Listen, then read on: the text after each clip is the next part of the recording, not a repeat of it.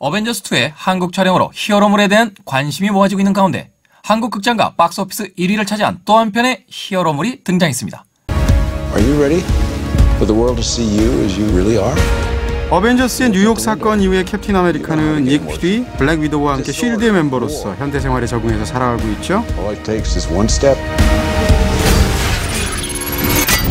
그러던 어느 날 닉이 정체불명의 집단에게 공격을 받아 중태에 빠지는 큰 사건이 벌어집니다. 쉴드 내부에 스파이가 있다는 사실을 비로소 알게 되는데요.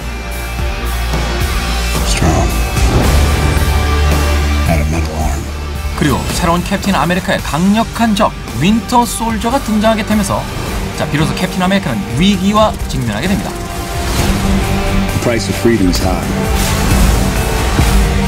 과연 그의 운명과 지구의 운명은 어떻게 될까요?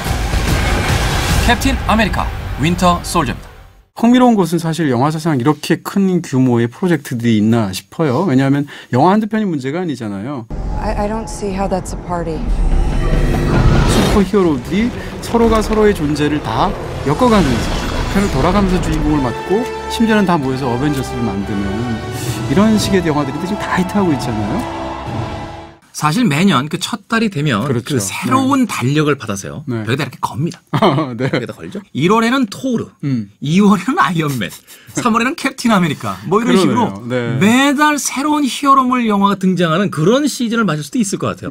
George Batroc. All right, I'm gonna sweep the deck and find Batroc. Nat, you kill the engines and wait for instruction. 사실 캡틴 아메리카라는 캐릭터는 진짜 어벤져스 일원들 중에서도 가장 최약체. 방패 들고 뛰어다니는 게 전부잖아요. 가장 훌륭하다고 보는 것은 캐릭터의 약점을 영화의 강점으로 바꿔서 슈퍼히어로 영화를 만들었다는 겁니다. Bouge pas. Bouge pas. Thanks. Yeah, you seem pretty helpless without me. 슈퍼히어로 장르죠. 근데 여기다 또 다른 장르 하나를 더 갖고 와서 붙였어요. 그 장르가 뭐냐? 정확하게 얘기하면 이제 에스피오나지 장르라고 하는데 네. 스파이 영화와 슈퍼히어로 영화를 붙였다. 이렇게 말할 수 있습니다. Sometimes means tearing the old one down. And that makes enemies.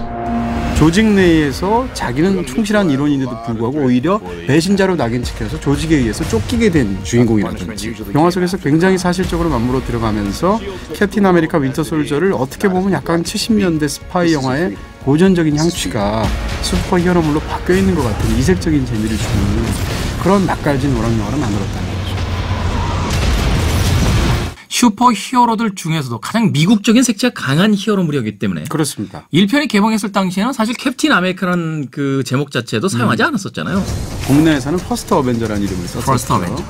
배우가 캐릭터 자체가 입고 나오는 그 디자인 자체가 미국의 성조기죠. 성조기를 바꿔서 만든 거잖아요. 그 미국의 성조기를 유니폼으로 입었던 또 다른 슈퍼 히어로들이 있거든요. 네. 대표적인 게 원더우먼. 네. 원더우먼은 우리가 별로 그렇게 거부감이 없었거든요. 그건 어려서 있을 수도 있어요. 영화는 막상 보게 되면 거부감이 거의 없게 내용이 잘 짜여져 있다. 이렇게 얘기할 수 있고요. 슈퍼히어로 영화 중에서는 가장 사실적인 액션을 보여주고 있죠. 이 권총을 든 상대가 방패를 가지고 싸우는 장면들이 있는데 이런 장면들은 사실 어떤 면에서 본다면 본 시리즈의 그 어떤 좁은 공간에서 액션 같은 느낌도 있고 네. Engine room secure. Does anyone want to get out? 또 엘리베이터라는 어떤 한정된 공간에서 펼쳐지는 그 아크로바틱한 이 액션씬들도 굉장히 독창적으로 찍혔다는 생각이 들 정도로 네. 과거의 어떤 슈퍼 히어로물들이라고 하면 한 주먹의 사람들이 다 날아가 버리는 빌딩이 무너지고 막 이런 식이죠. 그렇죠. 그런 네. 단순한 액션에서 좀 진화된 형태의 액션이라는 생각이 들거든요. 근접거리에서 액션을 너무 잘 찍었다는 거예요. 네. 근데 근접거리에서는 단순히 격투만 하는 것이 아니라 리듬으로나 액션의 박진감으로나 굉장히 훌륭하게 묘사가 되어 있다고 얘기하고요. 또한 그 캡틴 아메리카가 방패를 들고 막 치종 뜁니다. 그런 질주감, 육박감 이런 것들이 굉장히 관객 입장에서는 이렇게 타이트한 느낌이 들어서 영화를 보다 보면 흥미진진하게 느껴지죠.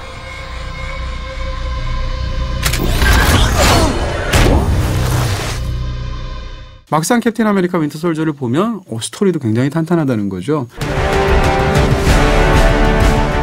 Je l'ai dit à Batroc. Si on veut que Shield nous paye, commence à leur envoyer les corps maintenant.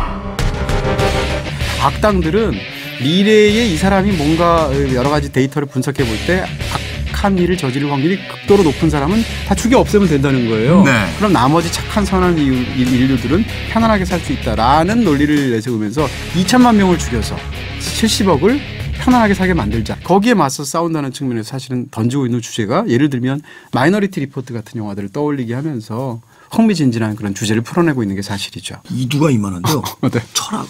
Hey, Cap, how do we know the good guys from the bad guys? If they're shooting at you, they're bad.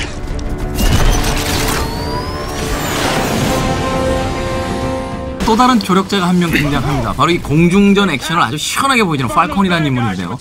이 팔콘이라는 인물 자체가 이 영화에서 가장 모자란 부분이 무엇인지를 정확하게 스태프들이 알았다는 생각이 들거든요. 그렇죠. 공중전으로 이렇게 확장을 시켜주면서 상당히 흥미로운 액션. 그러니까 다시 말해서 펠콘이 이렇게 수직 방향으로 굉장히 재밌는 액션을 보여준다면 캡틴 아메리카는 수평 방향으로 보여주겠죠. 그렇죠. 그래서 굉장히 시원한 캐릭터들의 어떤 액션의 향연 이런 것들을 보여주는 영화가 됐습니다. 이 영화가 가진 또 다른 조금 약점은 있을 것 같아요. 이 영화는 거의 모든 측면에서 평균 점수가 굉장히 우수합니다. 네. 근데 어느 한 부분도 와 이거는 진짜 끝내준다. 이렇게 말하는 부분은 없는 것 같은 느낌이 있고요. 왠지 조건은 완벽한데 사랑에 빠지지 않는 사람 뭐 이런 걸 뭐 그럴 수 있죠. 네. 우리가 너무 네. 완벽한 너무 많은 걸 말하는 거 아닌가? 이 정도면 훌륭한 거 아니야? 머리도 이렇게 잘 쓰고 심지어는 도덕의 화신이고 그러니까. 몸도 막 이런데. You know, if you ask Kristen out from statistics, she'd probably say yes. That's why I don't ask. Too shy or too scared? Too busy. 그 별점과 한줄평이 만나봅니다. 이 영화에 대한 제 별점은 3개 반입니다. 오락영화로서 이 정도의 별점이면 정말 좋은 별점이라고 볼 수 있겠네요. 아, 그럼요. 질적으로 동반 상승하고 있는 마블의 영화들. 영화는 재밌지만 방패는 여전히 걸립니다. 거의 맥가이버 칼이더라고요. 모든 걸 가지고 다 쓰더라고요. 요새 방패 들고 다니는 사람이 어디서